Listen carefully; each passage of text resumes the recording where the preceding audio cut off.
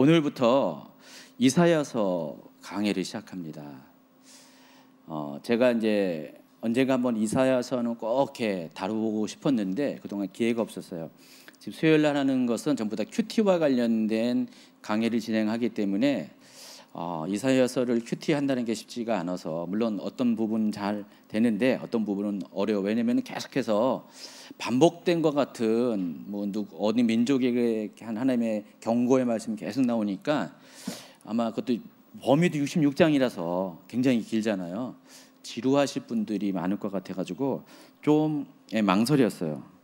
그러다가 이번에 그냥 하기로 결정하고 대신 본문을 길게 잡아서 몇 절 몇 절이 아니라 적어도 한 20절 그 이상 잡아가지고 필요한 때는 짧겠지만은 그런 식으로 진행하기로 했습니다. 그래서 지금 대략적으로 해보니까 좀 빡빡하게 하면은 4달 걸리고 약간 여유 있게 하면은 5달 걸린다고 하더라고요.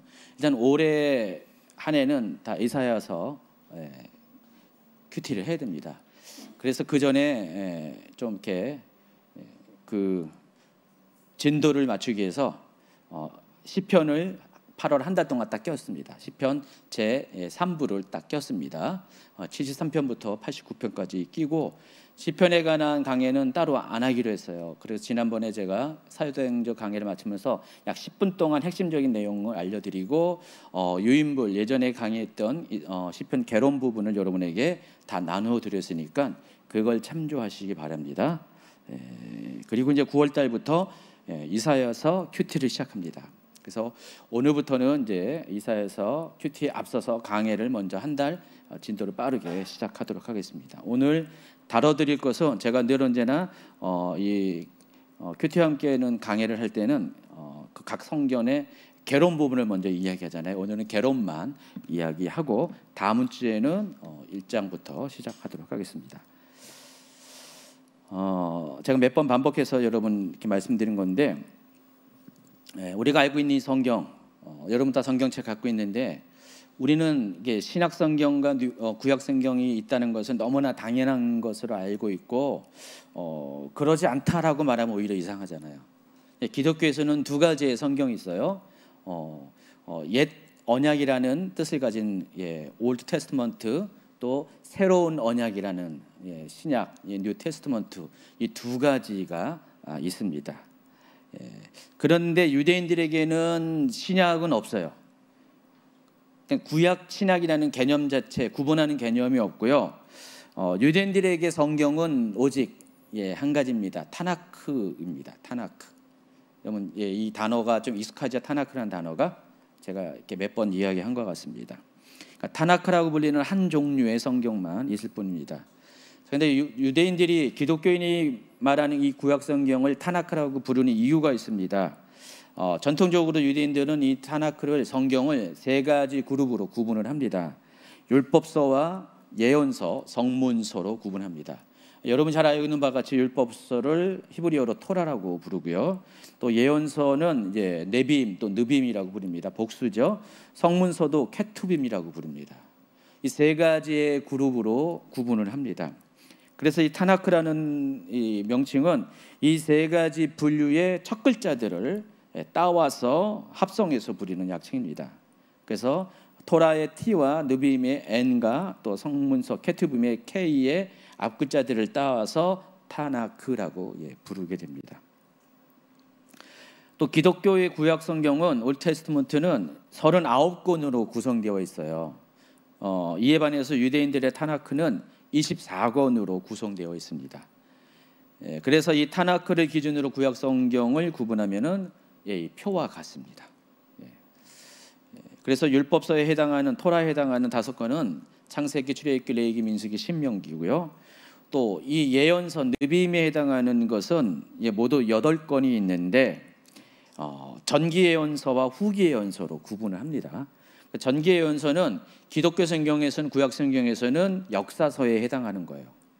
그래서 여호수아, 사사기, 사무엘, 또 열왕기, 기독교에서는 사무엘 상하, 열왕기 상하로 나누지만은 타나크는 그냥 상하를 한 권으로 사무엘, 또 열왕기 상하도 열왕기, 이런 식으로 묶어서 분류합니다. 실제로는 6권인데 4권으로 이렇게 묶어서 이야기하는데 이 모든 것이 다 예언서로 분류를 하고 있습니다. 그리고 후기 예언서는 우리가 알고 있는 바로 그 선지서들, 기독교 성경에서 말하는 선지서들. 그래서 대예언서, 소예언서 3권 1권으로 구분합니다. 여러분이 알고 있는 이사야, 예레미야, 에스겔, 또 우리가 하나 더 추가적으로 기독교에서는 여기에 다니엘이 추가되잖아요. 근데 타나크에서는 다니엘이 빠집니다. 다니엘은 역사서로, 성문서에 속한 역사서로 구분하고요. 3가지만 대예언사라고 부르고요. 그리고 기독교에서 알고 있는 12개의 소선지서를 가리켜서 한 묶음으로 해가지고 그냥 소예언서 1권으로 이렇게 분류를 합니다. 그리고 성문서는 시에 해당하는 것들, 시편, 욥기, 잠언, 또 오축이라고 불리는 룻기, 에스더, 전도서, 아가, 에가, 그리고 역사서로 다니엘, 그리고 에스라와 느헤미야도 하나로 묶고 역대기, 상하도 하나로 묶어서 이렇게 구분을 합니다. 유대인들은 성경을 이런 식으로 이렇게 머릿속에 입력을 하고 있어요. 이런 식으로 구분하고 있습니다. 이에 반해서 이제 기독교 분류는 여러분이 아는 바와 같이 이 3개의 큰 그룹에다가 역사서를 추가해가지고 또 소선지서도 각각 1권씩 나눠서 12권으로 구분을 합니다.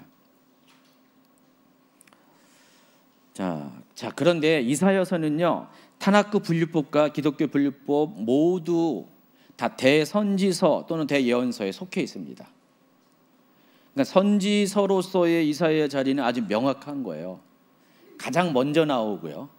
그러니까 이사야서는 유대인들에게도 그렇고 유대인 성경에도 그렇고 기독교 성경에서도 선지서 중에서 가장 중요하고 가장 먼저 등장하는 가장 대표적인, 그러니까 선지서를 생각할 때 떠오르는 가장 대표적인 책이 이사야서라는 것입니다.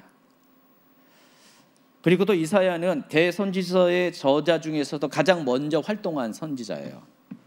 이사야의 선지자 사역은 우시야 왕이 죽던 해부터 시작합니다. 자, 이사야 6장 1절 읽어주세요. 우시야 왕이 죽던 해 내가 본즉 주께서 높이 들린 보좌에 앉으셨는데 그의 옷자락은 성전에 가득하였고. 이때가 언제냐? BC 739년입니다. 좀 이따 이제 우시야 왕 이야기 할 겁니다. 우시야 왕이 죽을 때 하나님께서 이사야를 이렇게 택하셨어요. 그리고 선지자의 사명을 주는데 이사야에게 하늘 보좌에 하나님 계신 그 보좌의 영광을 먼저 환상으로 보여줍니다. 그 환상을 통해서 이사야는 선지자의 자리에 이제 시작을 하게 됩니다. 이때가 19살이거든요. 이사야가. 그러니까 이사야가 19살의 나이에 하나님이 갑자기 하늘 보좌의 광경을 환상으로 보여주는 체험을 한 후에 그때부터 선지자 사명을 시작합니다. 이때가 BC 739년입니다. 그래서 이사야는 이 우시야 왕이 죽던 해 그때부터 요담, 아하스, 히스기야 그리고 므낫세 시대까지 생존합니다. 5명이 왕이 있을 때 살아있는 사람이었어요. 굉장히 이사야가 오랫동안 산 사람이죠. 이사야가 대략 한 60년의 사역을 마치고 죽었으니까 한 거의 80 가까운 나이에 죽었습니다. 이사야는요 자연사하지 않았습니다. 순교를 당했는데 만약에 순교 안 당했으면 더 오래 살 수도 있었을 것 같아요. 이사야의 삶에 거의 4분의 3을 선지자로서의 사명의 삶을 살았습니다. 19살에 선지자가 되어가지고 60년 정도의 기간 동안의 선지자 사명을 그냥 끊임없이 계속해서 맡아서 감당을 했기 때문에 그랬습니다. 그래서 BC 680년까지 약 60년 동안 선지자로서 역할을 감당했습니다. 유대인의 전승에 의하면 여러분 유대인의 전승 무슨 기독교 전승이라는 단어를 가끔 쓰잖아요. 목사님들이 설교할 때. 그 전승이라는 말은 이거예요. 성경에 기록되지 않은 이렇게 다니는 어떤 이야기들. 그렇다고 해서 전설 따라 삼천리는 아니에요. 우리가 알고 있는 그 전설 따라 삼천리는 아니고 그나마 어느 정도의 근거가 있는 100% 성경과 같은 권위는 없지만은 그래도 참조할 수 있는 그런 내용들을 전승이라고 보통 부릅니다. 그런데 이 전승 중에서 여러 가지 전승이 있죠. 많은 전승이 있는데 이 이사야와 관련된 것은 탈무드에도 나오고요. 그리고 또 여러분 성경이 정경이 있고요. 이거는 우리가 알고 있는 66권이 정경이죠. 정경 밖에 있는 것을 가리켜서 외경이라고 부르고요. 또 외경보다 더 멀리 있는 것. 그러니까 적어도 외경의 저자는 확실한 사람이에요. 그런데 위경 같은 경우는 거짓 위자를 썼어요. 가짜. 그러니까 그 당시의 사람들은요, 이 성경이 이제 정경화되는 과정이라는 그런 그 시간을 거쳐요. 우리는 그냥 성경이 구약 39권, 신약 27권이라고 알고 있는데 2000년 전의 성도들은요 그렇게 몰랐어요. 그때 당시는 심지어 유대인들조차도 구약 성경이 39권이라고 생각을 못했다는 거예요. 성경의 정경화 작업은 더 후대에 되거든요. 그 전까지는 그냥 다 그냥 성경이라고 알고 있었어요. 그러니까 정경과 외경과 또 위경이라는 구분이 없었어요. 그때 당시에는 그냥 이렇게 가장 신뢰할 만한 거, 믿을 만한 책이다, 성경책이다, 뭐 그런 정도의 상중하가 있었지 딱딱 요거는 되고 요거는 안 되고 경계가 없었어요. 그때 당시에는. 그래서 여러분이 복음서만 해도 여러분이 알고 있는 4가지의 복음서만 있는 게 아니라 10몇 가지의 복음서가 그때 많이 있었고, 그중에서 가장 신뢰하고 정말 하나님의 감동으로 100% 쓰여졌다고 인정할 만한 것만 4개가 선정돼 가지고 마태, 마가, 누가, 요한 이렇게 정경화 안으로 들어가 있습니다. 그래서 이때 당시에는 외경과 위경이라고 있었는데, 외경은 그래도 저자가 아주 확실해요. 분명해요. 근데 우리가 알고 있는 정경의 권위만큼은 좀 이렇게 신뢰하지 못하는, 약간의 100%가 아닌 몇 프로가 부족한 그런 어떤 신뢰도의 면에서 몇 프로 부족한 것을 외경이라고 부릅니다. 카톨릭에서는, 로마 카톨릭에서는 이 외경도 정경으로 불러요. 우리보다, 기독교보다 더 범위가 넓게 외경도, 기독교에서, 개신교에서 알고 있는 외경도 정경으로 여깁니다. 근데 기독교는 약간 이 부분에서 굉장히 더 아주 엄격하게 기준을 두고 있습니다. 그래서 외경은 정경으로 보지 않습니다. 그러니까 성경으로 보지 않아요. 물론 크게 보면 성경의 분류법에 안에 들어가는데, 그렇지만은 권위 있는 성경으로 보지는 않는다는 것입니다. 그냥 참조할 만한 것. 그런데 이 위경 같은 경우는요, 저자가 불확실한 거예요. 누가 저자인지 몰라요. 근데 마치 누구처럼 막 실은 그 사람이 쓴 게 아닌데 그 사람 이름을 가지고 차용해가지고 그렇게 성경을 기록합니다. 큰 범위에서의 성경을 기록해요. 여러분 알고 있는 그런 위경들이 좀 많이 있어요. 위경이 참 많이 있는데, 가령 에녹 같은 거 있죠. 에녹서. 여러분 에녹서 에녹이 썼나요? 그렇게 믿나요? 에녹이 언제적 사람입니까?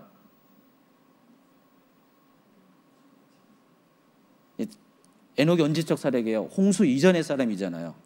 아주 오래전의 사람인데 지금부터 따지면은 거의 한 5,000년 이상 전의 사람인데, 그 에녹이 쓴 게 지금 여기 전승이 된다고, 이어져 나온다고 생각하는, 믿는 사람 아무도 없죠. 너무 이렇게 믿음이 좋고 순진한 분들은 아마 믿을 수도 있는데, 마치 그런 것 같아요. 에녹이 쓰지 않았어요. 에녹이 아닌 누군가가 썼어요. 근데 마치 에녹이 쓴 것처럼 그렇게 써요. 에녹서. 그래서 제가 이제 어떤 분이 저한테 묻더라고요. 목사님, 이 외경에 대해서 어떻게 생각하냐고. 그래서 이런 대답을 줬습니다. 평신도들은 굳이 안 읽어도 됩니다. 근데 목회자들은 그냥 참조할 정도로. 그러니까 제가 여러분이 권면하기는 이 위경 같은 경우는 읽지 마세요. 그냥 목사님들이 가끔 가다가 뭐 이렇게 참조상으로 얘기하면은 그때적 참고만 받지, 굳이 이렇게 읽으면은요 이상하게 빠져들거든요. 성경에 없는 아주 신기한 얘기들이 많이 있어. 모르는 얘기들. 그럴 때마다 어떻게 해요? 이 지식의 그 샘을 막 이렇게 올리게 하니까 너무 재밌어. 근데 한참 읽다 보면은요, 그게 진실인 것처럼 생각해. 어떤 분이 평평해서 아름다운 지구라는 그 책을 제 서재에 있더라고요. 누가 옛날에 준 것 같아. 안 읽었어요. 근데 지구가 평평하대요. 지구가 평평합니까, 여러분? 그거는 너무나 굳이 안 배워도 여러분 경험상으로도 지구가 평평하지 않는 거 알잖아요. 근데 지구 평평성을 믿는 분이 있더라고요. 근데 그런 책을 보잖아요. 그런 줄 알아요. 이상하죠? 그러니까 여러분, 그러니까 그 특별히 위경 같은 경우는요. 위경 같은 경우는 절대로 손에 대지 마시고 그냥 그러려니 하시기 바랍니다. 어쨌든 이 위경 중에 하나인 이사야의 승천기라는 책이 있습니다. 구약의 위경 중에 하나인 이사야의 승천기. 이 탈무드와 이사야의 승천기에 거의 비슷한 내용이 이사야와 관련된 이야기가 있습니다. 근데 이것은 100% 거짓이다라고 말하기도 못하고요. 그렇다고 100% 진짜다라고 말하기도 못해요. 그러니까 참조하라는 거예요. 참조. 근데 전통적으로 이 책들이 아니더라도 유대인들의 그 옛날 이렇게 전해 내려온 전승에 의하면은 이사야는 순교했다라고 알고 있어요. 그래서 어쨌든 탈무드와 위경인 또 이사야 승천기 기록에 의하면은 이사야는요 므낫세 왕에 의해서 죽임을 당한 것으로 전해져 내려오고 있습니다. 자, 히스기야가 나이 들어 죽게 되었을 때 그 위경과 탈무드에 나와 있는, 그러니까 이사야 승천기와 탈무드에 나와 있는 내용을 종합해서 설명하면 이와 같다는 것입니다. 이거는 참조만 하세요. 참조만 하세요. 제가 100번 강조하니까 그냥 참조만 하세요. 이사야가 나이가 들었을 때 이사야가 그랬대요. 히스기야 왕에 가가지고 우리 왕이시여, 아들 이제 므낫세가 언젠가 왕이 될 텐데 지금 이렇게 히스기야 왕처럼 하나님 앞에 선한 왕이 되지 않고 하나님 앞에 반역하는 그런 사람이 될 것입니다. 그런데 저도 그 므낫세 왕에게 의해서 죽게 될 것입니다라는 예언을 했다는 거예요. 근데 결과적으로 이제 히스기야가 죽고 므낫세가 이제 왕이 됐는데 예언 그대로 므낫세는 역사적으로도 므낫세는 하나님 앞에 악한 왕 중에 왕으로 유명합니다. 오죽했으면 하나님께서 므낫세 때문에 유다를 멸망시킬 것이라고 하나님이 막 말씀도 하시거든요. 굉장히 므낫세가 악한 왕 중에 가장 대표적인 왕, 유다 왕조 중에서 그런 왕입니다. 그런데 이 므낫세가 결국은 여기 내용을 좀 생략하면 여러분 강의안을 참조하시고 이사야를 이제 잡아 죽이려고 합니다. 이사야가 이제 도망을 가요. 도망을 가는데 이사야가 도망가다가 보니까 길가에 거목이 있어서 그 거목이 비어 있는데, 여러분 큰 나무들 고목 같은데 속이 비어 있잖아요. 그걸로 숨어버렸어요. 그랬더니 신기한 일이 일어났다는 거예요. 전승에 의하면은 거목의 껍질이 순식간에 자라나가지고 이사야를 딱 숨겨줬다는 거예요. 마치 그냥 죽었던 나무가 갑자기 살아나가지고 이사야를 싹 이렇게 위장을 해줬다는 거예요. 어쨌든 간에 므낫세 부하들은 이사야가 그 안에 있다는 것을 알았고, 그래서 왕에게 보고했더니 므낫세 왕이 그 나무를 통째로 잘라오라는 거예요. 그리고 대충 어림짐작 해가지고 므낫세가 숨어있는 위치 부분에다가 톱질을 해가지고 므낫세가 아니라 이사야가 숨어있는 부분에 톱질을 해가지고 이사야를 결국은 톱질을 당해가지고 죽이게 했다. 그런 이야기가 유대인의 전승에 나오는데 실제로 히브리서 저자는요, 히브리서 11장 37절 돌로 치는 것과 톱으로 켜는 것과 시험과 칼로 죽임을 당하고 양과 염소의 가죽을 입고 유리하여 궁핍과 환난과 학대를 받았으니, 여기서 톱으로 켜서 죽임을 당했다는 것을 이사야의 죽음을 그것을 가지고 이야기하는 것으로 많은 분들이 이제 보고 있습니다. 엘리야 시대에 엘리야가 이세벨에 의해 핍박을 받은 것처럼 이사야는 하나님을 대적하는 우상 숭배자 이 므낫세 왕으로부터 핍박을 받은 것은 분명한 사실이고 어쩌면 이와 같은 죽음을 당했을 가능성도 충분히 있다라고 볼 수가 있습니다. 참고로 이 대선지서의 저자들의 활동 연도를 비교해 보면 다음과 같습니다. 이사야는 BC 739년부터 680년까지 활동을 했고요. 이사야서는 모두 66장으로 선지서 중에서 가장 분량이 많습니다. 두 번째가 예레미야고 627년부터 580년까지 총 52장의 예레미야서를 기록했고요. 권수로는 분량으로는 에스겔인데 사역한 그 연도를 따진다면 다니엘이 먼저 사역을 했습니다. 그리고 그 다음에 에스겔이에요. 거의 비슷한 동시대의 사람이죠. 다니엘이나 에스겔이나 똑같이 다 바벨론의 포로로 끌려간 사람이고요. 에스겔이 다니엘보다 더 빨리 끌려갔습니다. 에스겔은 제1차 바벨론 유수 때 끌려갔으니까. 자, 그런 식으로 이사야, 예레미야, 다니엘, 에스겔 순으로 선지자 사역을 시작하게 됩니다. 이사야의 기록 연대는요 대체로 이사야의 활동 시기와 일치합니다. 이사야는 우시야 왕이 죽던 해에 하늘 보좌가 열리는 환상을 보고 그때부터 사역을 시작했습니다. 그러면서 이사야 1장 1절을 한번 읽으세요. 유다 왕 우시야와 요담과 아하스와 히스기야 시대 아모스의 아들 이사야가 유다와 예루살렘에 관하여 본 계시라. 그래서 우시야와 요담과 아하스와 히스기야 시대까지의 선지자 사역의 그 내용들을 기록한 것이 이사야서입니다. 그러니까 므낫세 시대 때의 사역은 기록이 안 돼 있어요. 이사야서 안에는 히스기야 시대까지만 내용이 기록이 되어 있습니다. 이사야의 히브리어 표기가 예샤우인데 이 단어의 뜻은 여호와는 구원이시다라는 뜻입니다. 근데 하나님께서 이사야를 아마 택하셨을 때부터 이사야의 사명을 이사야의 이름 가운데 이렇게 놓아주신 것 같아요. 이사야는요 자신의 이름의 뜻과 같이 하나님의 구원에 관한 메시지를 전하는 선지자로 이렇게 활동을 하게 됩니다. 그래서 여러분 이사야서의 주제가 뭔지 아세요? 구원은 오직 하나님의 은혜로 말미암는다. 어디서 많이 들어보지 않았어요? 하박국에서도 그 얘기하지만은 어디서 많이 들어봤잖아요. 로마서 1장 17절에 보면은 기록된 바 오직 의인은 믿음으로 말미암아 삼가 같으니라라고 했는데 그 로마서의 전체 주제가 1장 17절이에요. 이걸 가리켜서 뭐라 그래요? 이신칭의라고 합니다. 믿음으로써 의롭다함을 받는다. 근데 이사야서에서 이사야가 66권 전체를 통해서 말하고자 하는 내용을 한 문장으로 짧은 한 문장으로 말하면 이와 동일하다는 것입니다.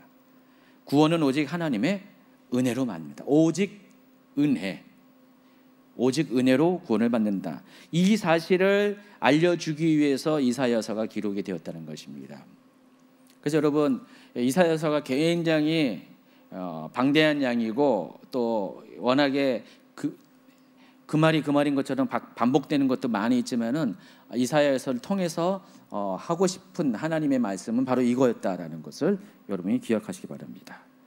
자, 이사야서가 기록된 시대적 배경에 대해서 설명하는데 오늘 강의의 거의 3분의 1은 이 부분을 다뤄드리게 될 것 같습니다. 오늘은 이제 본문은 이제 1장 1절 하나만 나가고 그것도 그냥 잠깐 결론적인 설명을 할 거고 본문 자체는 이제 안 다룰 겁니다. 다음 주부터 다룰 거예요. 다음 주에 아마 1장부터 5장까지 다뤄드릴 가능성이 많습니다. 자, 이사야서가 기록된 이 시대는요, 우시야 왕이 죽던 해를 기준으로 시대가 구분이 됩니다.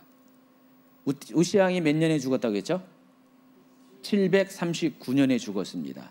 근데 우시야 왕이 생존할 때까지는요, 유다 왕국에 평화가 있었던 시대예요. 여러분 유다 왕국, 남왕국 유다나 북왕국 이스라엘이나 늘 언제나 그 그래프가 올라갔다 내려갔다 하는 것처럼 그 나라의 국군들이 좋을 때도 있고 밑으로 처박힐 때도 있고요. 계속 이렇게 파형의 그래프를 막 이렇게 그렇게 그리고 있었습니다.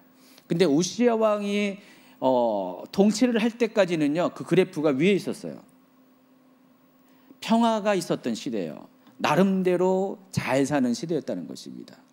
굉장히 좋은 시대였어요. 이 시대는요, 유다 왕국만 잘 산 게 아니라 북이스라엘 왕국도 잘 살았습니다. 그래서 남왕국에는 으시야 왕이 통치했었고, 북이스라엘은요 여로보암 2세가 통치하고 있었습니다. 그래서 남왕국이나 그 북왕국이나 영토가 계속 확장되었고, 국민들은 경제적으로도 나름대로 부유한 삶을 살았습니다. 그래서 이때는요, 다윗과 솔로몬이 때에 가장 그 유대 민족이, 이스라엘 민족이 번영기 누렸는데, 그때와 비견할 수 있을 정도로 영토가 확장이 되면서 나름대로 평화의 시대를 누리고 있었습니다. 자, 그런데 우시야 왕이 죽던 그 해부터 국운이 바뀌는 거예요. 그래프가 하향 그래프로 바뀌게 됩니다. 그래서 평화를 누려왔던 시대는 마감되고, 주변국들의 패권 싸움에 틈바구에 끼이는 아주 지정학적으로 혼란의 시대에 접어드는 바로 그때였습니다. 자, 우시야는 어떤 사람인가? 열왕기에는 아사랴라고 표현을 하고 있는데, 표기를 하는데, 아사랴가 우시야입니다. 근데 이 우시야는 아버지가 아마샤였는데, 아마샤는 또 굉장히 악한 왕이었어요. 그러니까 북이스라엘의 왕들은요 다 악해요. 그나마 덜 악한 왕이냐 심한 악한 왕이냐 요 차이인데, 유다의 왕들은 선한 왕이냐 악한 왕이냐 요 차이가 있습니다. 제가 옛날에 열왕기서 강의할 때 아예 표로 그거 잘 그려줬잖아요. 표 갖고 계신 분 계시죠? 없죠? 그래서 이따가 강의 끝나고 다시 올려드릴게요. 누군가 저한테 코멘트 해주세요. 목사님 카톡으로. 그런 거 윤정혜 권사님이 잘 하시더라고요. 저한테 보내주시면 제가 잊지 않고 집에 가서 그 표를 다시 이렇게 공지로 올려드릴게요. 그래서 유다는요, 선한 왕이 있고, 한 선한 왕이 있다가 뭐 또 한 명의 악한 왕이 있는 경우 있고, 선한 왕이 한 2명, 3명 이어졌다가 악한 왕이 또 몇 대리 이어지거나, 이렇게 거기 똑같이 그래프가 있어요. 이렇게요. 근데 북이스라엘은 다 악한 왕이에요. 조금 덜 악한 왕, 좀 그 정도죠. 100% 악한 왕입니다. 근데 이 악의 기준이 뭐죠? 사람의 선과 악의 기준이 아니라 뭐죠? 하나님 보시기의 기준이죠.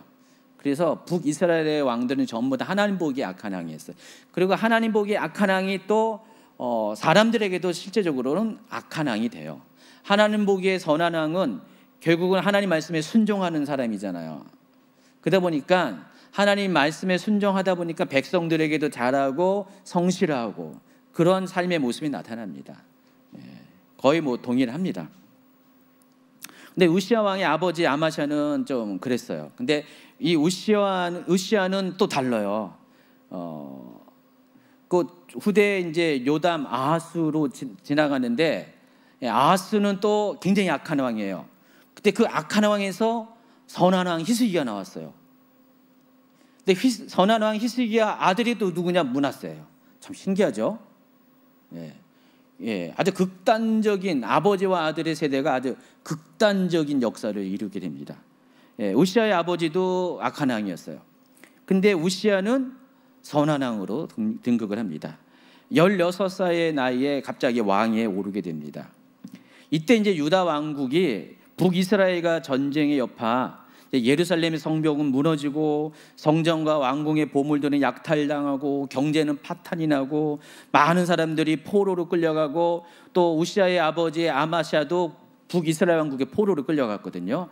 끌려갔다가 나중에 이제 귀환을 하다가 그것도 그 신하들의 반란 때문에 쿠데타가 일어나가지고 도망가서 거기서 죽임을 당하고, 그래서 이 우시야는 갑자기 준비도 안 된 어린 나이에 16살의 나이에 왕이 됩니다. 그래서 사람들이 이 우시야를 기대하지 않았는데, 근데 왕이 되자마자 누구도 예상치 못한 탁월한 리더십으로 나라를 다시 일으킵니다. 그래서 무너진 예루살렘 성을 보수해서 요새화시키고 군사 조직도 개편해서 효율적인 군대가 되게 하고 당시로선 신무기인 투석기도 개발을 합니다. 공성장비죠, 투석기가. 그리고 이 강력한 이 군사력을 바탕으로 주변국들을 제압해서 점점 영토를 넓혀가는 거예요. 아버지 때는 점점 영토가 줄어들었는데 이 우시아는 아세라는 점점 영토들을 넓혀가면서 결국은 나중에는 다윗 시대의 영광에 이를 정도로 영토가 확장이 됐죠. 또 물 웅덩이를 곳곳에 파서, 이스라엘은 물 부족 국가잖아요. 곳곳에 파가지고 농사에 필요한 물 자원을 확보합니다. 요즘식으로 말하면 저수지 많이 만들고 또 댐을 만들어가지고요. 그래서 농업 국가, 목축 국가이기 때문에 물이 굉장히 중요한 건데 그 근간을 만듭니다. 그래서 이와 같이 목축업과 농업에 필요한 그 근간이 되는 기본 산업을 안정시키면서 경제적으로도 부국이 됩니다. 아버지 때와는 완전히 딴판의 나라로 이제 바꿔버립니다. 자, 그런데 문제가 모든 것이 안정이 되면 그때부터 문제가 생겨요. 여러분, 다윗도 전쟁이 다 이제 마무리되고 안정이 되니까 그때 마음이 이상해져가지고 인구조사도 하고 또 안목의 정력으로 해가지고 밧세바를 보고 막 이렇게 가늠한 마음이 생겨가지고 일을 저지르고 막 그랬잖아요. 아시아라도 우시아도 이렇게 나라가 안정이 되니까 마음이 교만해져서 하나님 앞에 범죄를 저지르는데 그 범죄가 어떤 거냐면은 뭐 우리가 알고 있는 그런 범죄, 우상숭배 이런 것도 아니에요. 어떻게 보면은 사소할지 모르지만은 중대한 범죄를 저질렀습니다. 그러니까 제사장만이 할 수 있는 구별된 직무를 침범해서 성소로 들어갑니다. 아무리 왕이라도 제사장 외에는 성소에 들어가면 안 되거든요. 거기에 지난번에 최 목사님 말한 그 분향단에 향을 스스로 분향을 하려고 했습니다. 제사장이 해야 될 것을 이것을 시도하는 거였어요. 바로 그것 때문에 하나님의 징계를 받아요. 그러니까 유일하게 한 가지 잘못을 한 거예요. 근데 결정적으로 잘못을 해가지고 그 징계를 받아서 나병 환자가 돼요. 그래서 우시아는요, 그 이후로 평생 나병 환자가 돼서 별궁에 거하면서 그 아들 요담에게 그 섭정왕의 자리를 내줘서 왕은 살아있지만은 아들이 실제적인 통치를 합니다. 이스라엘과 유다 보면은 아버지와 아들이 동시에 왕으로 이렇게 공존하는 시대들이 적잖이 있거든요. 히스기야도 또 섭정왕의 역할을 했었고요. 보통 이제 이런 경우는 이와 같이 우시아처럼 병중에 아버지가 있을 때 죽지는 않았고, 그럴 때 그 아들이 일찌감치 왕의 역할을 하는데 완전한 왕은 아니에요. 섭정왕, 그 섭정왕이라고 부릅니다. 그러다가 이제 아버지가 죽으면 이제 완전히 왕으로 등극을 하죠. 그와 같이 섭정왕으로 이렇게 앉히고, 그 한마디로 뒷방에서 나병이 걸렸으니까 사람 나서지 못하니까 그렇게 있었습니다. 결국은 이제 우시아는 제52년 만인 BC 739년에 죽임을 맞이합니다. 52년 동안 왕위에 있었어요. 굉장히 오랫동안 왕위에 있는 사람 중에 하나였습니다. 근데 말년이 안 좋은 거예요. 말년이. 이제 이따가 소개하는 므낫세는 또 평생을 그렇게 하나님 앞에 악한 행동하다가 또 말년에 회개하네. 참 사람의 인생이 참 희한하죠, 그렇죠? 어떤 사람은 평생 하나님 앞에 잘하다가 마지막에 안 좋고, 평생 하나님 앞에 못하다가 말년에 아주 회개하고. 말년을 조심하세요. 혹시 군대 휴가 나온 사람 없죠? 말년 조심하라고 많이 그러는데 다 말년 조심하시기 바랍니다. 바로 그때가 739년이라는 거예요. 그러니까 우시아가 딱 죽으면서 이제 국제전사가 또 바뀌어버립니다. 우시아의 아들이 요담입니다.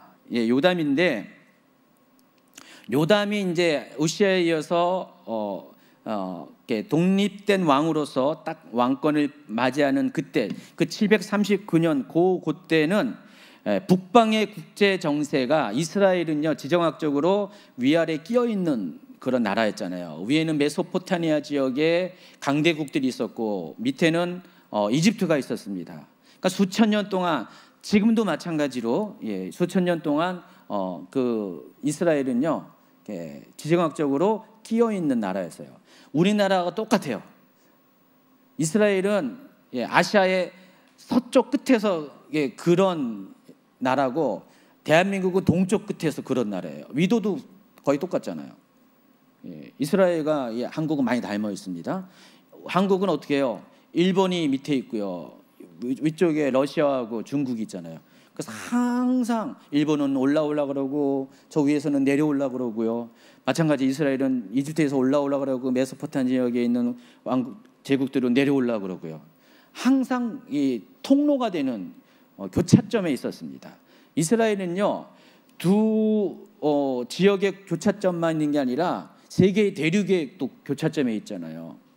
아프리카와 아시아와 유럽의 또 교차점에 있잖아요. 그래서 이스라엘은 지정적으로 잘 될 때는 아주 그거 장점으로 이렇게 발휘하지만은 거의 대부분은 국가의 존립을 이렇게 위험하게 하는 굉장히 안 좋은 끼어 있는 그런 나라입니다. 그럼에도 불구하고 그 오랜 세월을 존재한다는 건 대단한 거죠. 하나님의 그런 특별한 섭리가 아니고서는 벌써 없어질 나라인데, 없어졌다가도 다시 독립한 이 나라가 대단한 거죠. 그러니까 하나님이 이스라엘만 보고도 하나님이 살아있다는 것은 우리는 충분히 인정할 수밖에 없다는 것입니다. 이럴 때는요 되게 아멘 하더라고요.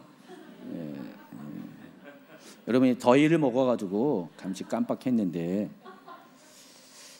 어쨌든 우시아 왕이 죽던, 왜 이렇게 웃겨요? 별로 안 웃기는데 저렇게 하니까 웃기네. 바로 그때 북방의 주도권이 바뀌어버린 거예요. 그 이전까지는요 아람이라는 나라가, 아람이 지금의 시리아예요. 시리아가 옛날에 그 지역의 아람입니다.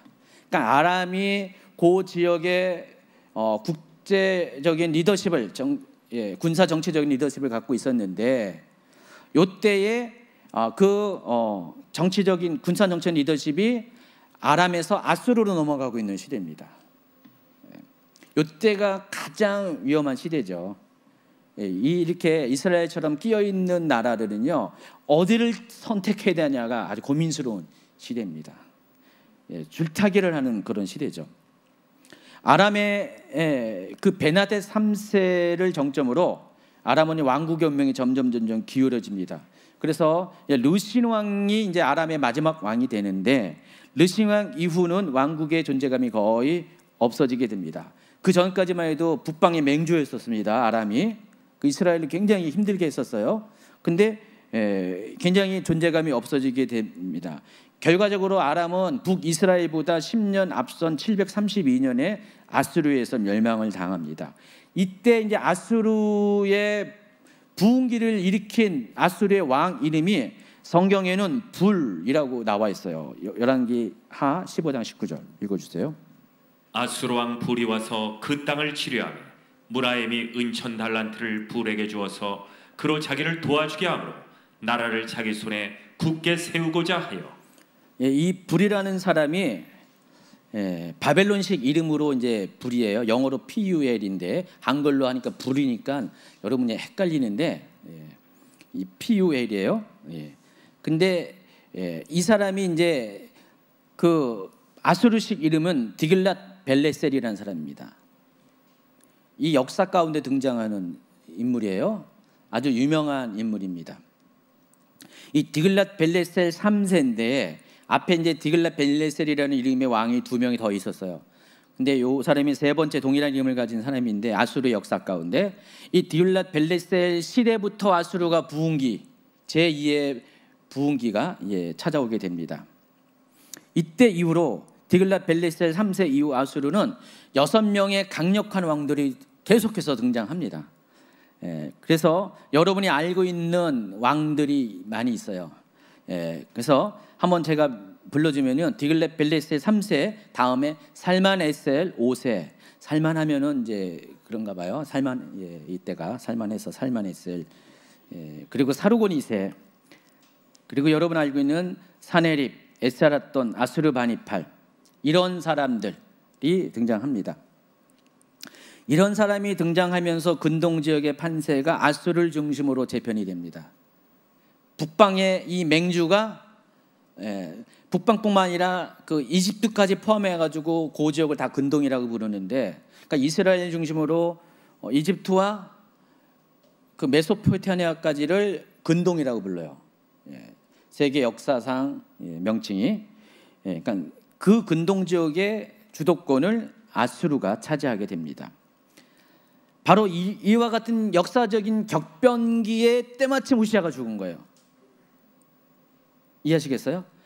그러니까 우시아 왕 때 왜 나라가 안정이 됐냐? 우시아가 하나님 앞에 정말 이렇게 선한 왕으로, 비교적 선한 왕으로 앞에 맨 막판에만 잘못했지, 선한 왕으로 하나님 앞에 이렇게 인정을 받았기 때문에 하나님이 보호했죠. 근데 하나님은 우리가 알게 모르게 하나님은 한 사람을 통해서, 하나님 한 순종하는 왕을 통해서 주변의 국제 정세를 이렇게 거기에 맞춰서 이렇게 판을 짜가십니다. 그래서 우시아 때에 그 아버지 아마시아 때만 해도 나라가 별로 안 좋았는데, 우시아가 하나님 앞에 충성된 순종하는 왕이 되니까 그 주변의 그 지역 정세들을, 국제 정세들을 그 유다의 유리한 쪽으로 많이 바꿔준 거예요. 유리한 쪽으로 바꿔줬고, 아까 말씀한 것처럼 북이스라엘은 여로보암 2세가 통치하고 있었는데, 나름대로 여로보암 2세는 악한 왕 중에서 덜 악한 왕이거든요. 그래서 하나님이 이 두 왕국을 다 고려해가지고요, 어떻게 했냐면 아람을 점점 약한 거예요. 예전에 아주 힘이 센 아람을 점점 약해지니까 더 이상 괴롭힐 나라가 없는 거예요. 근데 아직 아수르는 아주 강대한 국가는 된 건 아니었어요. 그러니까 아직 여기까지 영향을 끼치는 건 아니었어요. 그러니까 이 북이스라엘도 그렇고 남유다도 주변에 남쪽에 있는 이집트도 마찬가지로 강력하게 자기들을 흔들 만한 그런 국가들이 아직은 없었던 거예요. 강력한 제국이 없었던 거예요. 그 시대에. 그러니까 번영을 누린 겁니다. 그런데 그게 끝나간 거예요. 드디어 이제 아까 얘기했던 이 디글랏 빌레셋의 3세가 등장하면서 아수르가 급부상을 하게 된다는 것입니다. 바로 이때 이사야가 소명을 받은 거예요. 바로 요 고해에, 우시아가 죽던 739년에 이사야가 하나님부터 소명을 받아서 선지 사역을 합니다. 보통 여러분께 그 이스라엘 역사를 보면은, 유다와 이스라엘 역사를 보면은 선지자의 활동이 가장 활발한 시기가 언제냐? 가장 역사적으로, 사회적으로 암울한 시기예요. 여러분, 엘리야가 언제 쓰임 받았습니까? 엘리야가 아하왕 때잖아요. 그때 북이스라엘이 가장 타락한 그 시대. 엘리야는 북이스라엘에서 주로 사역한 선지자인데, 이사야는 남유다에서 사역한 선지자입니다. 그러니까 여러분이 이렇게 그런 것들을 기본적으로 알고 있으면 헷갈리지 않거든요. 그러니까 이사야 뭐 얘기하는데 무슨 여러분 엉뚱한 것을 보고, 엘리야는 결국은 북이스라엘 대상으로 사역했는데 남유다를 그 번지스가 틀리다는 거예요. 그래서 엘리야가 활동한 시대도 사회, 종교, 문화, 종교적으로 굉장히 아주 침울한 시대였고, 하나님은 그래서 필요하니까 하나님의 메신저를 통해서 백성들을 경고도 하고 백성들을 위로도 하고 소망을 주기도 하는 그런 사역이 필요하니까 엘리야를 택하시고 또 뒤이어서 엘리사를 택했죠. 이때도 마찬가지죠. 이 시기가 좀 굉장히 암울한 시기니까 하나님께서 이사야를 택한 겁니다. 그러니까 보통 다윗 시대 빼고는 대부분의 이스라엘의 남유다 북이스라엘 왕국의 역사 가운데 선지자들이 가장 왕성하게 활동했던 시대가 바로 이런 역사적으로 암흑기에 속한 그 시대에 하나님은 선지자를 통해서 백성들에게 하시고자 하시는 말씀, 계시를 전하겠다는 것입니다. 아직은 쓸만한데, 이전까지 아수르 왕들은요, 주변국들을 침략하긴 하는데 힘으로 막 이렇게 윽박질러 가지고 뭔가를 뺏어가요. 옛날은 그랬었어요. 침입하잖아요. 나라를 완전히 멸망시키는 것보다도 거기 있는 금을 뺏어가든지 식량을 뺏어가든지 앞으로는 이제 1년에 뭐 얼마씩 조공을 바치라 속국이 되게 하는 그런 형태로 많이 했었는데, 근데 이 디글랏 빌레셀 3세 이후로는 조공에 머무르지 않고 완전히 자기 나라 안으로 편입시킵니다. 그래서 이 아수르를 가리켜서 아람은 왕국이라고 표기하잖아요. 아람 왕국. 아수르는 아수르 제국이라고 부릅니다. 여러분, 제국과 왕국은 차이가 뭔지 아시죠? 제국은 여러 나라들을 예전에 이제 소련이라고 소비에트 공화국이라고 해서 인민민주주의 공화국 소비에트 소련인데, 그래서 러시아라는 나라가 주변의 나라들을 전부 다 이렇게 흡수해 가지고요 한 연방을 이루잖아요. 바로 그와 같은 게 제국이에요. 아수르 제국, 또 바벨론 제국, 페르시아 제국, 그리스 제국, 로마 제국 다 그런 형태입니다. 그래서 이제 제국으로 이제 발돋움하게 되면서 제국주의를 정책을 펴기 시작하면서 이제는 완전히 조공만 빼앗아가는 게 아니라 그 아수르 밑에 편입을 시켜버립니다. 그래서 그때 당시에 아수르 제국의 영토를 보세요. 여기 아수르 제국이라고 나와 있지 각 개별 국가의 이름이 없잖아요 지금. 실제로는 이 개별 국가는 하나의, 요즘식으로 말하면은 우리 경기도, 경상도 그와 같은 다만 지방자치 그런 형태로 이렇게 했습니다. 바로 이 디글랏 빌레셀 3세 이후로부터 아수르가 제국이 됐다는 것입니다. 이것을 위해서 이 디글랏 빌레셀 3세는 3번에 걸쳐서 이 서부 지역으로 침공을 원정 전쟁을 합니다. 제1차 원정이 BC 743년이었고 이때 이야기가 성경에 나와 있습니다. 열왕기하 15장 19절부터 30절에 나와 있는데, 이때의 유다의 왕이 아사랴였고 우시아였고 이스라엘의 왕은 므나헴입니다. 제2차 원정은 BC 735년이고 그 사실이 이사야 7장 1절부터 9절에 기록이 되어 있습니다. 그리고 제3차 원정이 734년부터 732년이고 이때 이야기가 열왕기하 16장 5절부터 9절에 나와 있습니다. 이때 유다의 왕은 아하스 왕이고 이스라엘 왕은 베가 왕입니다. 자, 그런데 이 북이스라엘의 경우 아수르의 제1차 원정 몇 년이라고 했죠? 743년이었죠. 그 743년 때 이 북이스라엘의 왕은 므나헴입니다. 이 므나헴도 유다의 므낫세처럼 같은 문화로 들어가는데 굉장히 악독한 왕 중에 하나였습니다. 이 통치 시기에 처음으로 침공을 했어요. 근데 이제 므나헴이 은 1000달란트, 오늘날 시세는 6억밖에 안 돼. 굉장히 어떻게 보면 굉장히 작은 돈인데 이걸로 조공을 바치면서 무마를 시켰어요. 아수르가 물러갔어요. 이 돈 받고 물러갔는데 제3차 원정인 BC 734년부터 732년에는 이 원정회가 아람 왕국은 무너져 버립니다. 그리고 북이스라엘은 수도인 사마리아 그 근처 빼고는 모든 다른 지역이 전부 다 아수르에 편입이 돼 버린 거예요. 그러니까 수도만 빼고는 다 아수르가 빼앗아 갔다는 것입니다.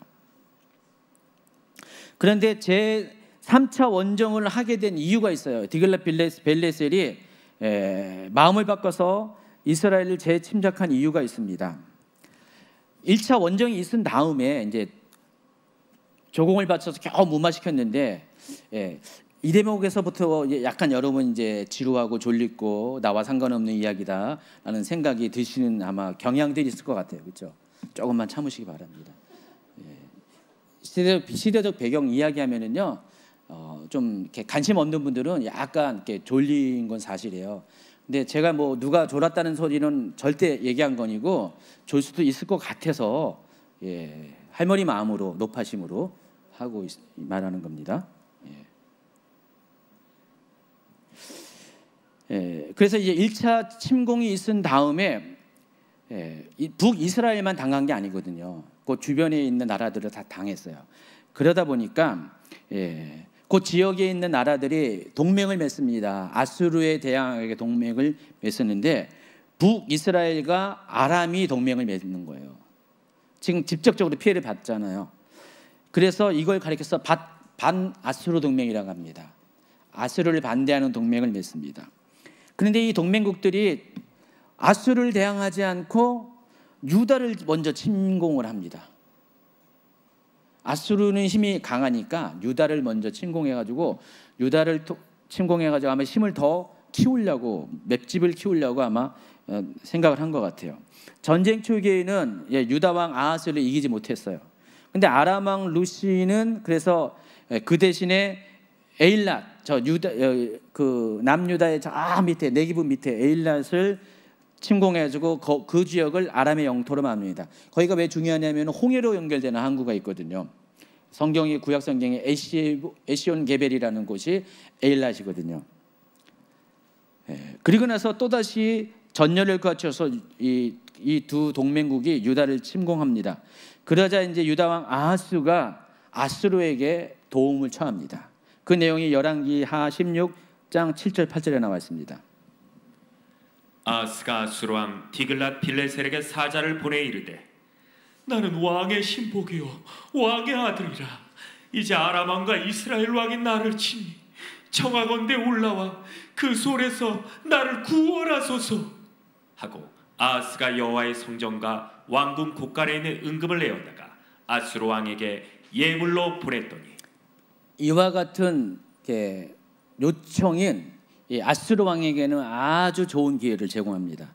그래서 때마침 침략의 구슬을 명분을 만들고 있었던 이 아수르 왕의 디글랏 빌레셀 3세에게 좋은 기회를 제공해서 아수르는 유다를 구원해 준다는 핑계를 가지고 아람과 이스라엘을 공격을 한 거예요. 그래서 결국은 아람의 수도가 다메섹인데 732년에 아람이 멸망을 합니다.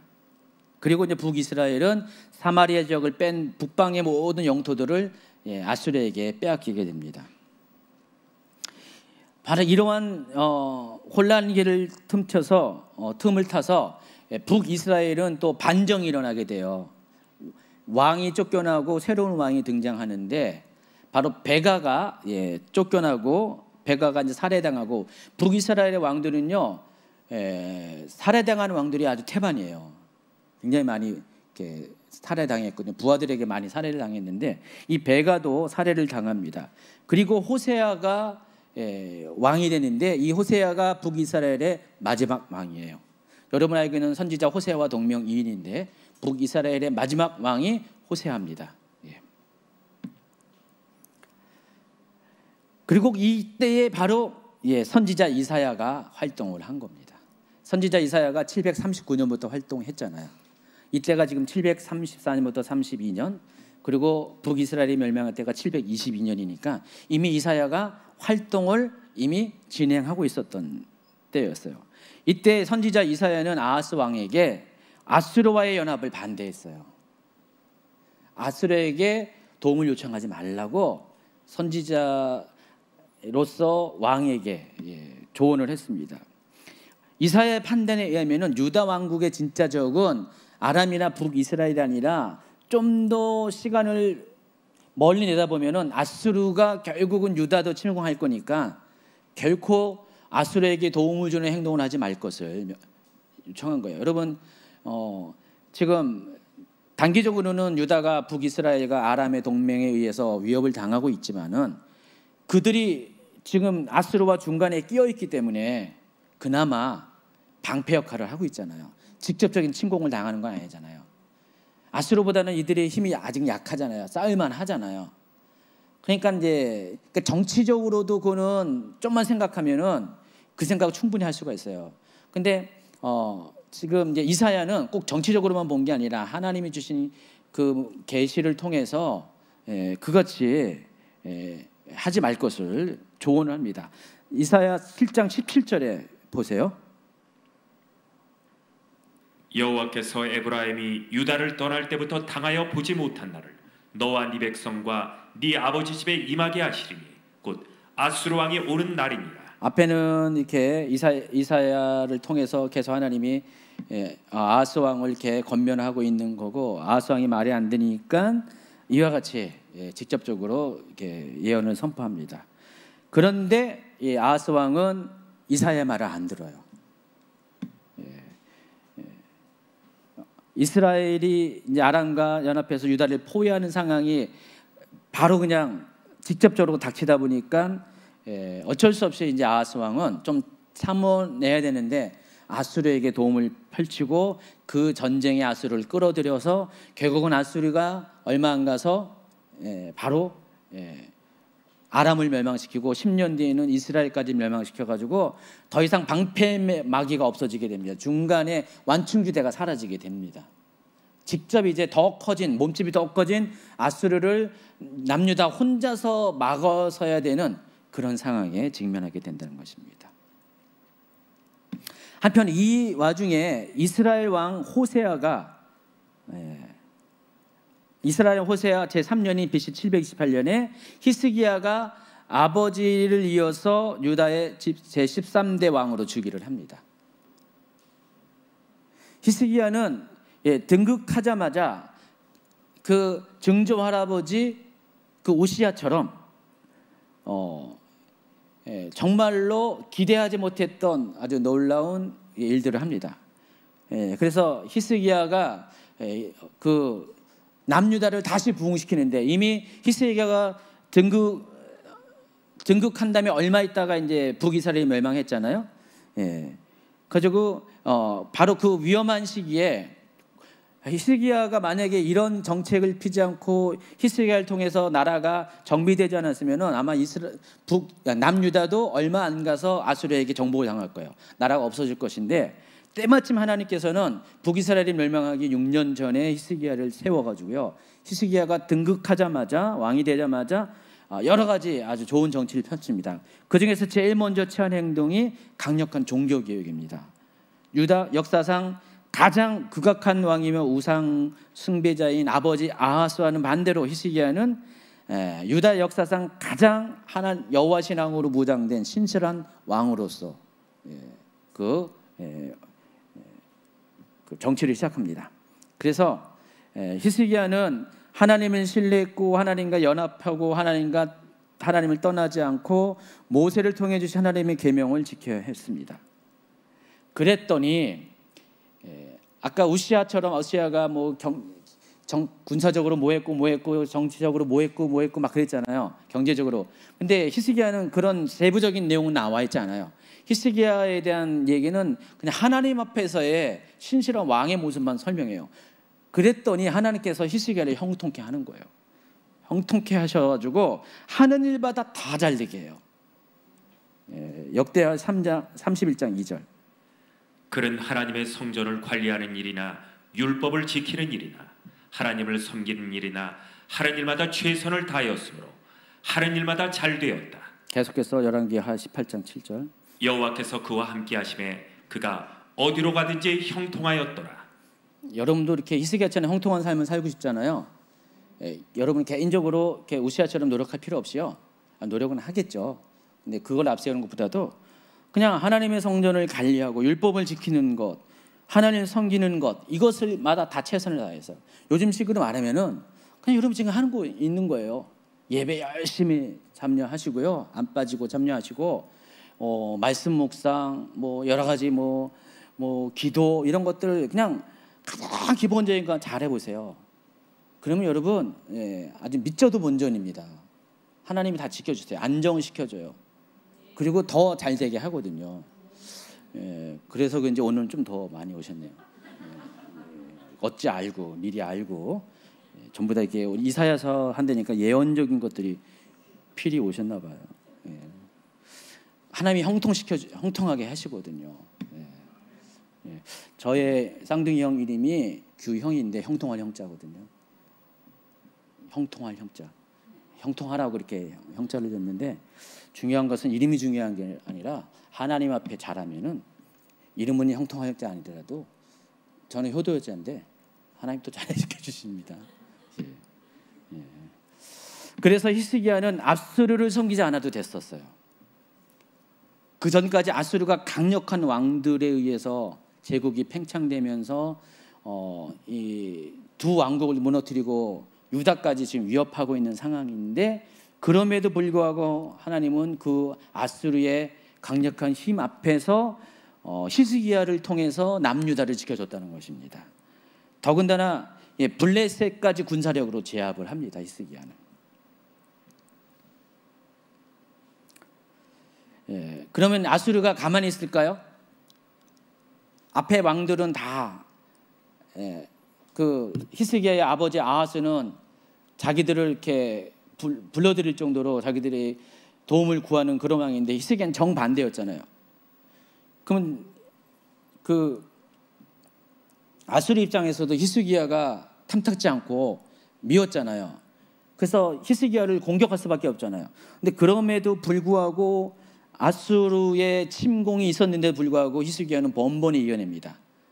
자, 오늘 이제 히스기야 시대 때 아수르에 침입한 이야기가 나오는데 그게 이사야서 36장부터 39절에 나와 있어요. 그래서 아수르는 두 번에 걸쳐서 이스라엘을 침공합니다. 36장부터 나와 있는 그 부분이 바로 그거예요. 두 번째 침입할 때 히스기야 14년 제14년에 제2차 침공 때의 이야기가 나오게 됩니다.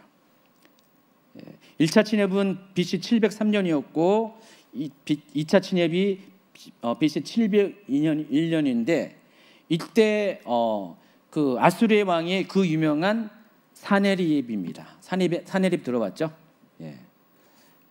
그래서 36장 이사야 36장 1절 읽어주세요. 히스기야 왕 14년에 아수르 왕 사네립이 올라와서 유다의 모든 견고한 성을 쳐서 취하니라. 자, 이때 유명한 또 인물이 랍사게예요. 랍사게가 이런 말을 합니다. 4절 5절. 랍사게가 그들에게 이르되 이제 히스기야에게 말하라. 대왕 아수르 왕이 이같이 말씀하시기를 네가 믿는 바 그 믿는 것이 무엇이냐? 내가 말하노니 네가 좋게 싸울 계략과 용맹이 있노라 하면 입술에 붙은 말뿐이니라. 네가 이제 누구를 믿고 나를 반역하느냐?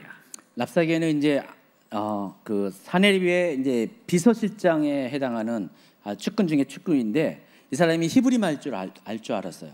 그러니까 히브리 말로 와가지고 지금 이렇게 굳건하게 성문이 닫혀서 여기 성을 수성하고 있는 예루살렘의 그 사람들을 향해서 히브리 말로 계속해서 일종의 심리전을 펼치는 장면이 36장에 나와 있습니다. 자, 그림에 보면 랍사게가 이렇게 성벽의 위에 있는 이스라엘 사람들에게 유다 사람들에게 저렇게 쫙 말을 하고 있는 장면입니다. 자, 이 이야기를 듣고 히스기야는 하나님 앞에 기도합니다. 그리고 신복들을 선지자 이사야에게 보냅니다. 이 같은 상황을 전하고 하나님께 중보해 달 것을 요청합니다. 37장이 이제 그 얘기 나오는 거예요. 그때 하나님께서는 이스라엘의 입을 통해서 사네립을 응징하겠다는 응답을 전달합니다. 37장 6절 7절. 이사야가 그들에게 이르되 너희는 너희 주에게 이렇게 말하라.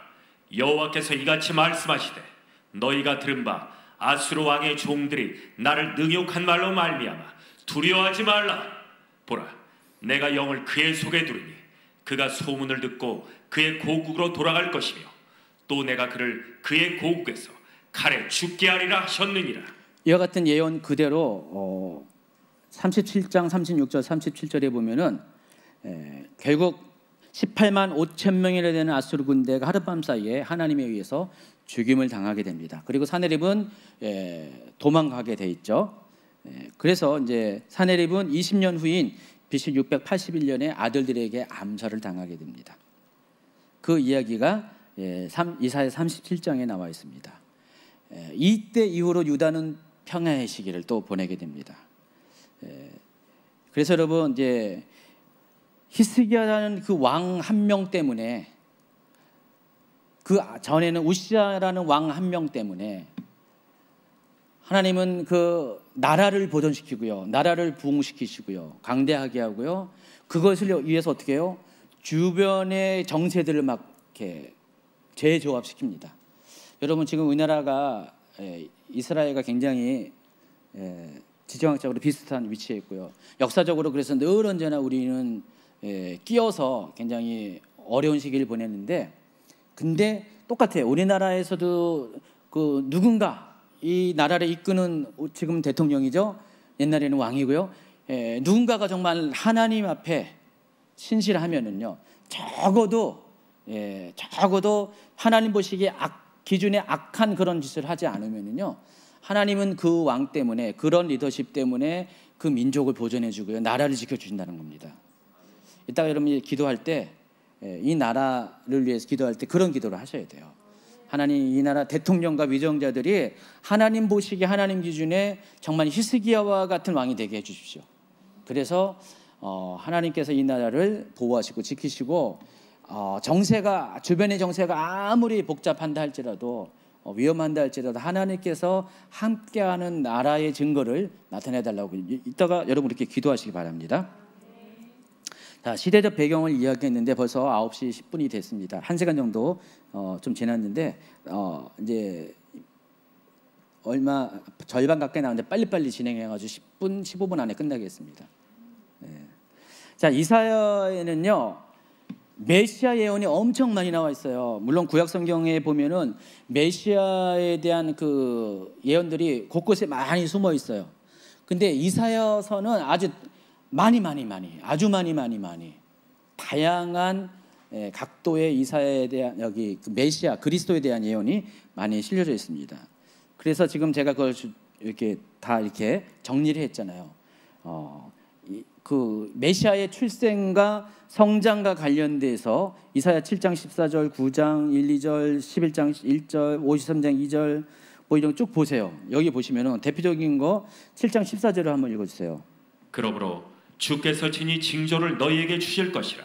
보라, 처녀가 잉태하여 아들을 낳을 것이요 그의 이름을 임마누엘이라 하리라. 바로 예수 그리스도에 대한 예언입니다. 예수 그리스도는 이 예언대로 바로 처녀 마리아의 몸에서 성령으로 잉태되어서 아들을 낳았습니다. 자, 이와 같이 메시아가 올 것이다라는 것을 이사야가 미리 예언했다는 거예요. 예수님이 오시기 전 거의 700년 전에 이런 예언을 했다는 것입니다. 자, 이런 내용이 있고요. 또 메시아께서, 그리스도께서 나중에 사역을 위해서 성령을 받으실 것이다. 그 얘기도 미리 예언되어 있어요. 이사야 11장 2절. 그의 위에 여호와의 영 곧 지혜와 총명의 영이요 모략과 재능의 영이요 지식과 여호와를 경외하는 영이 강림하시리니. 우리가 알고 있는 일곱 영, 여기 그 일곱 영이 메시아에게, 여기서 그는 메시아를 가리킵니다. 42장 1절도 내가 붙들은 나의 종 내 마음에 기뻐하는 자 곧 내가 택한 사람을 보라. 내가 나의 영을 그에게 주었은즉 그가 이방에 정의를 베풀리라. 이사야 61장 1절. 주 여호와 영이 내게 내리셨으니 이는 여호와께서 내게 기름을 부으사 가난한 자에게 아름다운 소식을 전하게 하려 하심이라. 여기까지만 읽으세요. 시간 관계상. 여기서 그, 나, 내 이야기는 전부 다 메시아를 가리킵니다. 또 메시아의 성품에 대해서도 그는 외치지 아니하며 목소리를 높이지 아니하며 그 소리를 거리에 들리게 하지 아니하며 온유한 성품, 주 여호와께서 나의 길을 여셨으므로 내가 거역하지도 아니하며 뒤로 물러가지도 아니하며, 메시아가 하나님께 복종하는 것. 또 메시아의 고난에 대한 것이 50장 6절. 또 메시아가 높임받기 위해서는 고통을 당하는 거 52장, 백척당하는 거 53장, 또 맞으시고 찔리시고 상함을 받은 수치를 경험하는 거 53장, 또 죽으심, 무덤의 장사 지냄, 대속, 또 제사장의 직분을 감당하는 거, 또 심지어 59장 20절과 63장 66절에 쭉 보면은요, 심판주로 다시 오실 메시아에 대한 이야기가 쫙 기록이 되어 있어요. 그러니까 여러분이 알고 있는 그리스도의 사역, 그리스도의 탄생부터 성장, 또 사역, 또 고난, 죽으심, 장사 지냄, 부활, 승천, 다시 오심까지 그리스도와 관련된 모든 내용이 이미 이사야가 다 예언을 했다는 거예요. 대단하지 않습니까, 이사야가? 예. 그래서 그 중에서 이사야 53장은 고난받는 종으로서 그리스도의 구원 사역을 집중적으로 예언했고, 여기서 말하는 그가 바로 메시아라는 것입니다. 그 메시아가 예수 그리스도라는 것입니다. 자, 이사야서는요, 심판과 구원이라는 두 개의 축을 기준으로 입으로 나눌 수가 있습니다. 하나는 심판, 1장부터 39장까지, 하나는 구원 40장부터 66장까지. 그래서 옛날에 목사님들이 아주 오래전에 뭐 천국 전화번호 뭐 여러분 아십니까 하면서 천국의 전화번호가 두 자리였을 때 국이 66국에 3927입니다 막 그랬잖아요. 성경은 성경 총수가 66장이고 구약 39, 신약 27, 3927. 전화 걸면은 그 천국에서 전화 받는다 이렇게. 여기 요즘 세대는 모르는구나. 옛날에 목사님이 그랬었어요. 전화번호 국 2개 있는 시대 때 그랬었는데, 근데 이사야도요 똑같아요. 39장과 27장으로 나눠져요. 그러니까 전반부, 후반부. 그러니까 2부로 따진다면은 1부는 심판에 대한 경고 메시지가 39장까지 기록이 되어 있고요. 나머지 27장은 40장부터 66장은 구원에 관한 회복에 대한 메시지가 나와 있습니다. 이런 식으로 나눌 수가 있다라는 것입니다. 그래서 구약 성경의 권수와 그 주제와 연결하면은 이사야서의 구분이 아주 똑같아요. 신기하잖아요. 그리고 이사야서는 성경을 쫙 펴면 가운데 있어요. 또 신기하게도요. 여러분 찬송가가 있어가지고 좀 다루는데 성경만 가지고 보면은 딱 중앙에 이사야서가 배치가 되어 있습니다. 제 1부인 1장부터 39장까지는 이사야의 활동기인 740년부터 701년까지의 이 아수르 제국이 근동 지역의 패권을 장악하고 있던 그 시대적 배경을 제가 좀 아까 설명한 그 얘기를 하고 있고요. 제 2부는요 150년의 시간을 뛰어넘어가지고요 고레스 시대 때 바벨론 페르시아 제국의 이 고레스가 페르시아 제국의 왕으로 초대왕으로 등극하잖아요. 그러니까 40장부터 고레스 얘기가 나와요. 30장 후반부터 고레스가 얘기가 나오는데, 고레스가 이사야가 살던 시대부터 150년 뒤의 사람인데, 이사야는요 150년 후에 등장할 고레스를 예언을 합니다. 놀랍지 않습니까?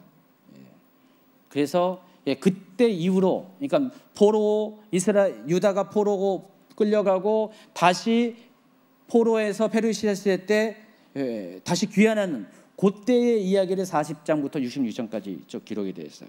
그리고 뒷부분에는 여러분이 알고 있는 계시록에 나와 있는 천년왕국과 영원한 왕국에 대한 이야기가 나와 있어요. 놀랍지 않습니까? 이사야서. 그래서 이렇게 두 부로 구성할 수가 있는데, 또 한편으로는 중간에 삽입되어 있는 히스기야 시대의 역사 기록 36장부터 39장을 별도로 구성하면은 보통 일반적으로 이사야는 3부로 설명해요. 1부는 1장부터 35장, 2부는 36장부터 39장, 3부는 40장부터 66장. 이렇게 크게 세 가지로. 그거에 따라서 제가 여러분에게 이렇게 강의 안에 보면은 제 1부 하나님의 심판에 대한 예언 1장부터 35장. 그래서 여기는 유다에 대한 심판, 열방에 대한 책망, 뭐 미래의 심판과 새 왕국 뭐 나와 있고, 2부는 36장부터 39장까지 역사적인 사건, 제 3부는 하나님의 위로 40장부터 60장 이렇게 구분이 된다는 것입니다. 그리고 이제 큰 카테고리 7번, 여러분 페이지 18페이지 요거만 하고 마치겠습니다. 원래 이거 다음 주에 하려고 제가 이렇게 앞에 하다가 여기 개론 부분에 해야 될 것 같아가지고 집어넣는데 역시 무리네요. 시간이 좀 시간 배정을 잘 못했습니다. 처음이니까 오늘 개론은 끝내야 되니까 여러분 조금만 더 참아주시기 바랍니다. 다행히 졸거나 주무시는 분은 한 명도 없었어요. 약간 눈 감은 분은 한 분이 계셨는데 그는 묵상 중이었고요. 너무 은혜가 돼서 눈 감은 거잖아요. 이사야는 어떤 책인가? 이사야의 성격, 또 그와 관련돼서 기록 목적, 이사야서를 들어야 될 그 대상들에 대해서 그것만 설명하고 마치겠습니다.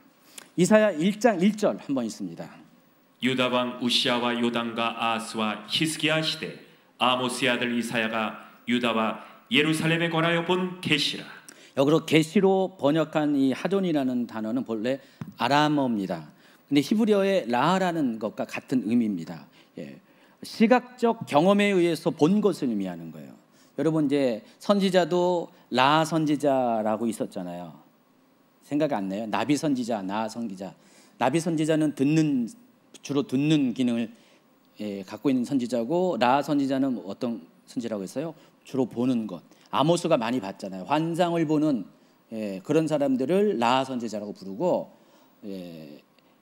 엘리야와 같이 하나님의 음성을 듣는 사람들은 그 나비 선지자라고 부르잖아요.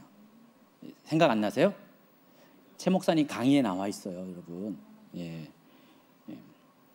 근데 이 이사야는 어떤 선지자라고요? 보는 선지자예요. 하나님은 이사야에게 환상을 보여줍니다. 영어로 비전이라고 하고요. 그래서 번역에 따라서 이것을 여기서는 계시라고 했는데 개역개정에서는요, 어떤 성경에서는 이상, 환상, 영어 성경에서는 비전 이렇게 설명합니다. 그래서 지금 이사야는 비전을 본 겁니다. 환상을 봤어요. 눈앞에 펼쳐지는 환상을 본 겁니다. 그것을 기록한 것이 우시아 왕 때부터, 우시아 왕이 죽던 해부터 또 여기 어디까지요? 히스기야 때까지 하나님께서 이사야에게 보여준 유다와 예루살렘에 관한 그 운명에 대한 환상을 보여준 것을 글로 기록한 것이 이사야서다. 이해하시겠어요? 그래서 이사야서 6장에는요, 이사야가 본 하늘 보좌의 환상이 소개돼요. 환상적으로 소개하고 있습니다. 6장 1, 2, 3절. 우시아 왕이 죽던 해에 내가 본즉 주께서 높이 들린 보좌에 앉으셨는데 그의 옷자락은 성전에 가득하였고 스랍들이 모시고 섰는데 각기 6날개가 있어 그 둘로는 자기의 얼굴을 가리었고 그 둘로는 자기의 발을 가리었고 그 둘로는 날며 서로 불러 이르되 거룩하다 거룩하다 거룩하다 만군의 여호와여 그의 영광이 온 땅에 충만하도다 하더라. 여러분이 이사야 입장에 보면요, 어느 날 갑자기 이사야가 19살밖에 되지 않았는데 갑자기 하나님께서 확 환상을 열어주는 거예요. 최근에 어느 여기 청년 자매가 환상을 봤다고 엄마한테 얘기해 주는 거예요. 그 엄마가 이제 최은야 목사님인데 우리 딸내미가 갑자기 운전하다가 환상을 보았대요. 그러니까 그래서 그러니까 신기하잖아요, 그렇죠? 처음 보는 사람 입장에서는 항상 보는 사람은 뭐 그렇겠지만은 처음 보면 신기합니다. 지금 우시아이 죽던 해에 이사야가 처음으로 환상을 봤는데 그 환상이 환상적인 걸 봤어요. 그냥 보통 환상이 아니라 하늘 보좌가 펼쳐지고 그 하늘 보좌 가운데 하나님이 계신 그 환상을 본 거예요. 그 내용을 기록한 게 6장이거든요. 이사야는 이렇게 시작했어요. 선지자 활동을 이렇게 시작했습니다. 시시하게 안 했습니다. 아주 환상적으로 보면서 했습니다. 그러니까 자신 눈앞에 초자연적으로 펼쳐진 영적인 세계를 보고 그것을 기록한 것이 이사야서라는 것입니다. 근데 신약 성경의 마지막 책인 계시록 1장 1절을 한번 읽어보세요. 예수 그리스도의 계시라 이는 하나님이 그에게 주사 반드시 속히 일어날 일들을 그 종들에게 보이시려고 그의 천사를 그 종 요한에게 보내어 알게 하신 것이라. 여기 똑같이 계시라는 단어를 사용했어요. 번역상 계시라는데 내용을 보면은 똑같아요. 이사야가 환상을 본 것처럼 계시록의 저자인 사도 요한도 환상을 봅니다. 그 환상의 내용이 4장에 보시면은요, 이사야가 본 하늘 보좌와 똑같은 내용을 봐요. 하늘 보좌에 대한 환상은 성경에 모두 3군데가 나와요. 이사야서, 또 에스겔서, 그리고 여기 계시록이 나오는데 내용들을 보면 다 똑같아요. 약간의 미묘한 표현의 차이가 있는데, 그래서 지금 사도 요한도 똑같이 환상을 통해서 계시를 본 거고, 또 이사야도 환상을 통해서 계시를 본 거예요. 그래서 다 계시라는 단어를 사용한 겁니다. 이해하시겠죠? 이사야서가 어떤 책인지. 하나님이 보여준 계시, 환상을 기록한 것, 어느 나라와 민족에 대한, 또 예루살렘에 관한 그런 것들을 기록한 것, 개인보다는 국가적인 그런 계시를 기록한 것, 운명을 기록한, 환상을 통해서 본 것들을 기록한 것이 이사야서입니다. 이사야서는 이런 책이다라고 이해하셔야 돼요. 그래서 다음 주부터 여러분, 다음 달부터 이렇게 큐티를 하게 되면은 그걸 염두에 둬야지 여러분이 큐티하기가 좀 편하지, 안 그러면은 좀 어려울 수도 있어요. 한 가지 더 알아야 될 것은 이사야서는 구원론에 있어서 로마서의 주제와 공유를 하죠. 근데 종말론에 있어서도 여러 가지 세부적인 사항들을 계시록과 맥을 같이 하고 있습니다. 아까 얘기한 것처럼 하늘 보좌의 강경은 물론이고 천년왕국과 영원한 왕국에 대한 개념도 계시록에만 있는 건데 이게 이사야에도 있어요. 놀랍죠? 또 이사야 예언의 범위, 이사야의 아버지 아모스는 선견자 아모스랑 동명이인인데, 아모스는 이사야의 아버지는 선지자가 아니었어요. 근데 아버지가 왕족의 일원일 가능성이 많다고 봅니다. 그래서 이사야는 비교적 자유롭게 왕국과 귀족들과 접할 수 있어요. 왕을 편하게 볼 수 있는 그런 입장이었다는 것입니다. 그래서 이사야 예언은 주로 유다 왕국과 관련되어 있어요. 남유다, 예루살렘과 남유다 왕국에 관한 거 관련되어 있습니다. 그래서 이사야가 유다와 예루살렘에 관하여 본 계시다라고 나와 있는 겁니다. 물론 주변의 나라들에 대한 예언도 많이 나와 있는데, 이것은 유다를 중심으로 해서 유다의 운명을 이렇게 운명과 네트워크된 의미에서의 열방에 대한 예언이지, 일차적인 그 예언의 그 중심은 바로 유다라는 것을 아시기 바랍니다. 그러니까 이사야는 유다를 남왕국을 섬기는 선지자라는 것입니다. 그리고 이사야서의 예언의 시대적 범위는 우시아 왕이 죽던 BC 739년부터 계속해서 이어져 가지고 150년 후에 포로기원이 539년인가 8년인가 그때 했는데, 그때까지 이 뒤에 어느 정도의 시간까지의 일어난 일들을 예언을 한 거예요. 그때까지 일어난 일들을 다 보고 예언을 한 겁니다. 그러니까 이사야는 굉장히 범위가 넓은 거예요. 스펙트럼이요. 이해하시겠죠? 예. 이같이 이제 이사야서는 상당히 폭넓은 역사와 영역에 관한 하나님의 계시를 기록한 책이라는 것입니다. 그래서 여러분이 이것을 이사야를 이와 같은 기본적인 지식을 가지고 이사야서를 강해도 듣고 큐티를 하게 되면은 여러분에게 많이 도움이 될 것이라고 생각을 합니다.